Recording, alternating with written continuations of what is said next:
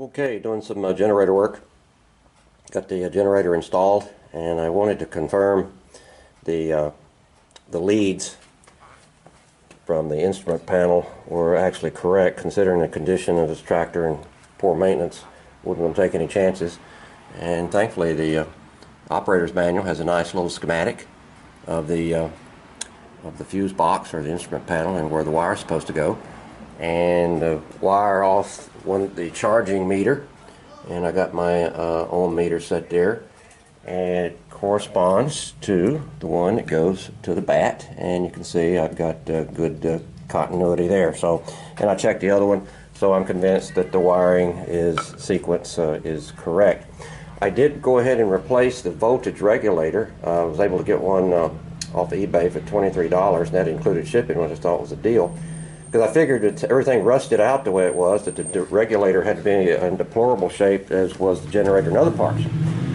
Surprisingly, however, this thing was watertight, and the old one, when I popped it off, the backside is rusted.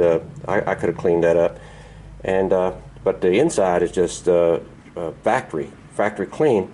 But one thing I noticed at close examination of the contact points on this voltage regulator, I don't think this voltage regulator has seen any voltage. There is no evidence of any sparking or corrosion at all on the points, and you would think if this regulator had been on the tractor for a length of time and running, you'd at least have some little bit of wear on the points.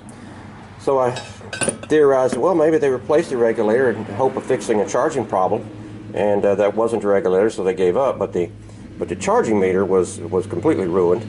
Broken glass, water got in it, and you could see the rust. So no way this thing would work, and it rusted out. And maybe that was shorting out the system. That's just speculation on my part, though. Well, the next step is to put the oil pan back on and fill it up with oil, and I should be able to start this thing. Whether I'll be able to do it today, I don't know, but the temperature's dropping pretty fast, and we're packing for a trip tomorrow. So we'll see.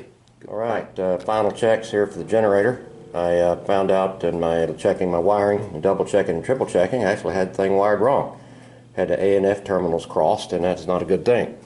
According to the book, I was supposed to polarize the generator by connecting a jumper to the bat terminal of the regulator and touching it momentarily to the A terminal on the generator. So here goes. All right. That looks like that checks out. Next, to start this up and see how it goes. Okay, engine started fine, and I started charging, but then I lost it, started to discharge. Not sure what that was about. As you can see, when I click the ignition on, it starts to discharge, which is normal. Push it back in, it pops up. So I shut her down and came over here to my generator, and my belts have slipped, which is not unusual, being the first time. So let me tighten these belts up and give her a try and see what I can get out of this generator next time.